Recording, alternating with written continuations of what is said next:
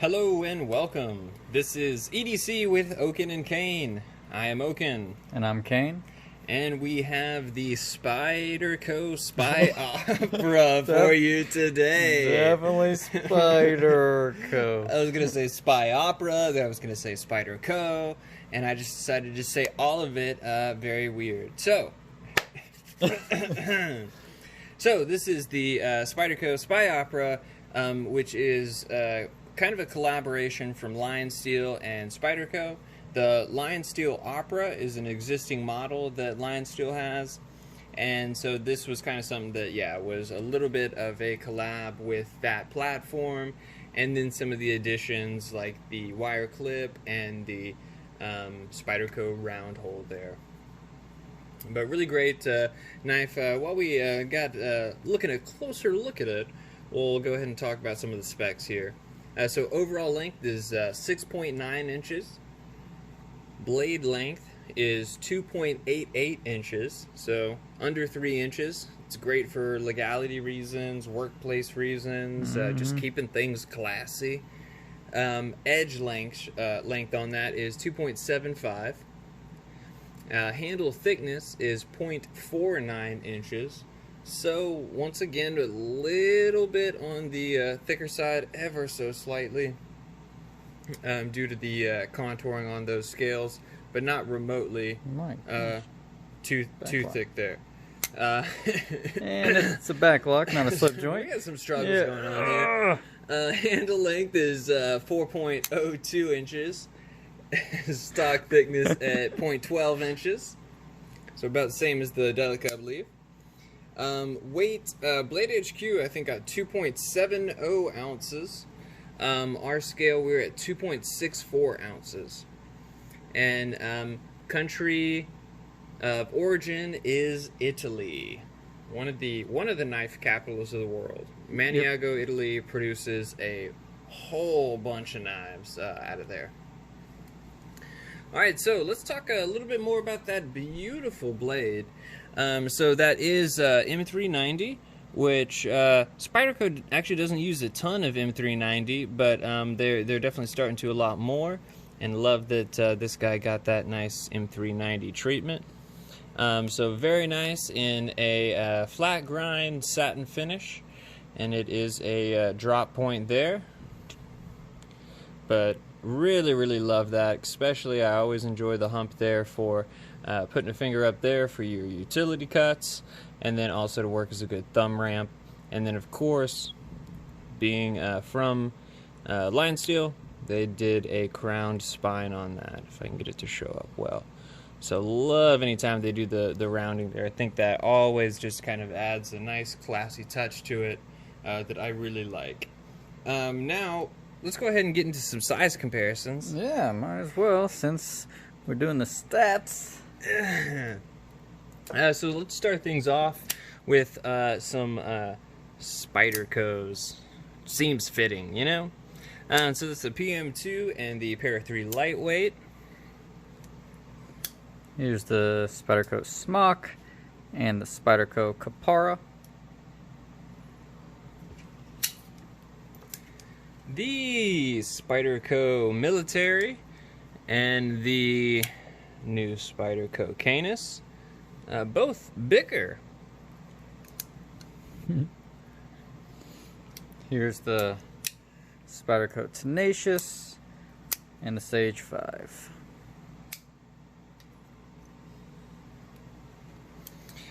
The Yojimbo 2 and Delica. The Delica is real kind of comparable size-wise, pretty similar in some of the specs there. What else we got? Spyderco Dragonfly, Rat Model 1.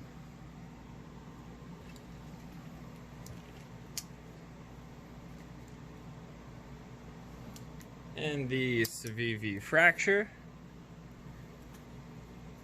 And Civivi Odium. Reviews coming soon. And then last but not least, we got some real classy looking knives. You know, this is a classy pair, so might as well. The ZT0609 and the Chris Reeve knives, large and Cosi. Beautiful. So let's talk a little bit more about this as far as the handles here. So this is on washers with beautiful contoured micarta. Absolutely love that contoured micarta. Now, it's got a titanium backspacer, and if you're noticing, the pivot screw maybe seems a little off. The way that these are constructed is to get to the pivot screw, you actually take the scales off with these 3 screws here. On this side, these 3 plus the pocket clip screw. And it pops off and you've got your pivot pretty much right here, right above that screw. But we'll actually be talking about that later. Yeah, so lock type on this guy, something that seems like not a whole lot of people enjoy nearly as much these days. I'm absolutely fine with it. I really don't mind a good backlock, but yeah, a great backlock. Spyderco really knows how to do a good backlock, and honestly, Lionsteel knows how to do a good backlock as well. So, very well done there. And ergos, to me, no big complaints. I really do feel like anytime you do some contouring, you can always kind of run the risk of having the clip sort of sitting on the top of the mountain, so to speak, and causing a bit of a hot spot.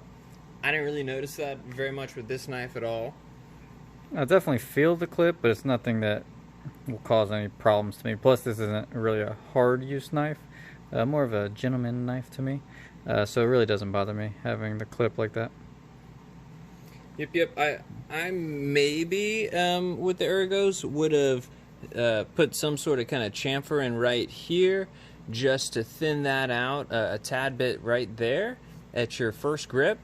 But I mean, that's still kind of a small nitpick, if anything. And then clip, obviously, clip and hardware. So you do have T6 here on the outside. Your pivot screw is T8, and then your clip screw is T8 as well. Obviously would have preferred T8 all the way, but you know, this is just something that we are still seeing a lot in the knife community. I'm hoping by 2021, 2022, T6 screws are a thing of the past. And then carry. So for me, I've had no complaints carry-wise. Oh, there we are, little assistance coming in. The pocket simulator. Yep. So Perfect. now it is a deep carry clip, but you still got a little bit poking out just to give you a tad bit of access to that beautiful micarta. The lanyard and hole. the lanyard hole as well. Which is well done because it's sort of at the end of the knife, not just a big hole right here. So where the pocket clip is, you know, an inch farther down. And I do think that when you kind of have more of a shape to your lanyard tube or lanyard hole, it tends to just kind of work a little bit better than just a standard hole drilled in it. Oh, did they miss a screw? Oh, okay, no, it's a lanyard hole. You know, so I do like that as well. So let's get into design and execution. This is where the Spyderco fan in me has a big sigh because they're a little disappointed. So, when it came to me, Lockup was fantastic. You guys saw that in the video, in the initial impressions video. I mean, I was absolutely in love with it. After about 2 days at most, it developed a little bit of side-to-side blade play. Now, normally that's not an issue. You just get out your bit driver, work on that pivot screw a tad bit, and you're good. Doesn't work that way with this one. So like we mentioned earlier, to get to the pivot, you have to take all 3 of these screws out, and then you have access to your pivot here, also your screws that are holding in your backspacer here. So yeah, I had to tighten it up, re-Loctite it. Well, actually, Loctite it for the first time because it did not appear that there was any Loctite on it at all. And so Loctited it, let it sit for 2 days, and haven't really had any issues since. I did originally just reassemble it and not Loctite it, and it had the same problem. So yeah, I ended up, I guess a couple weeks at this point ago, popping it out and putting some blue Loctite on, resetting it, and it's been fine since. Now, the centering is ever so slightly off. I don't know how much you can really even tell. Not quite perfect after I did all that, but the lockup is good. The action's nice and smooth, very smooth for a backlock. So I was pretty pleased with that. Now,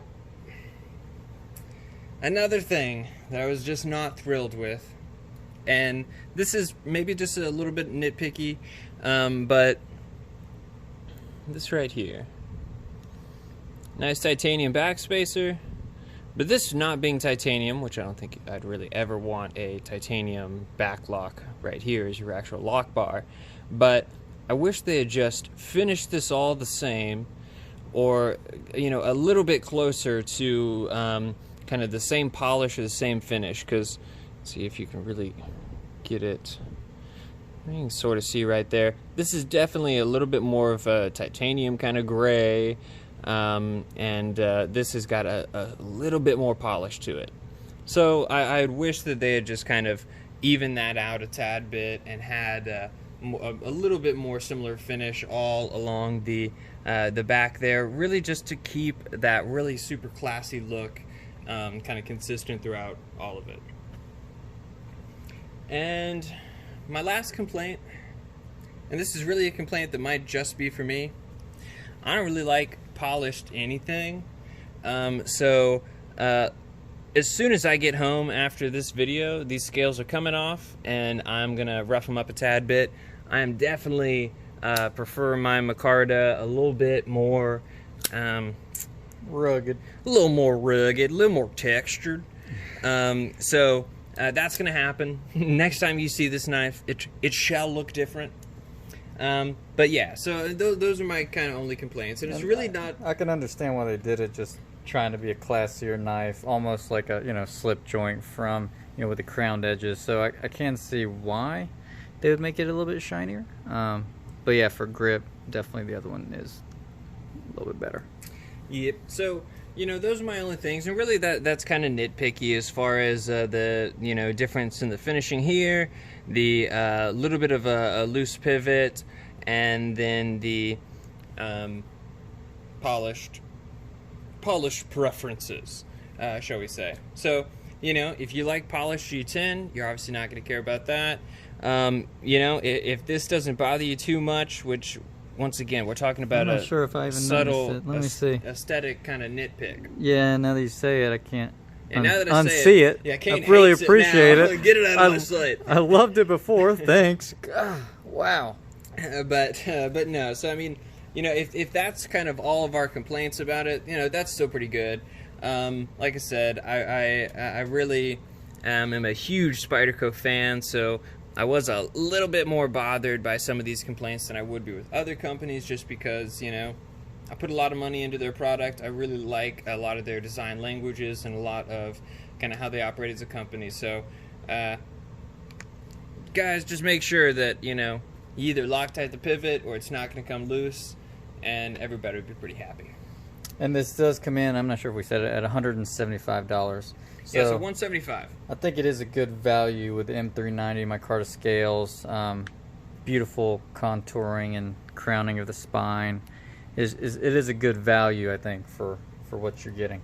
Yeah, definitely. Just to piggyback on that, when all of your liners here and your backspacer are titanium, you've got contoured micarta, M390 blade steel, and even just these the heads on this pivot have a little bit of a kind of an extra touch to them that really make me feel $175 for this. I think is a real great price, especially being a real classy knife that is under 3 inches. So legality issues, there shouldn't be a ton, as well as pull that out in the office place. I think more people would be interested in it than necessarily terrified of it. So yeah. I really like it. I definitely am somebody that loves this kind of style of blade shape, loves micarta, loves a deep carry wire clip from Spyderco. So there's a lot to love here, and yeah, definitely a great one. Definitely a great one. So would you buy it again? I would 100% buy it again. Some people, if you've been following me on Instagram, you might have noticed, also Kane kind of knows this, when I really like a knife, I typically will try and buy a second. This is one that will probably get a second. That says something in itself. But definitely a great one. Yeah. Yeah, I agree. I think if you didn't buy it, I would buy it because I'm seeing it all the time. But I definitely love it too. I think they knocked it out of the ballpark with this one, and hopefully they'll do some more collaborations. Yeah. So appreciate you guys stopping by to enjoy the opera. Okay, that was a bit of a stretch. A bit of a stretch. Get it? Similar blade shape to the Spyderco stretch. Second joke. Anyway, we appreciate you guys stopping by the living room. But time to get on out of here. Have a good day.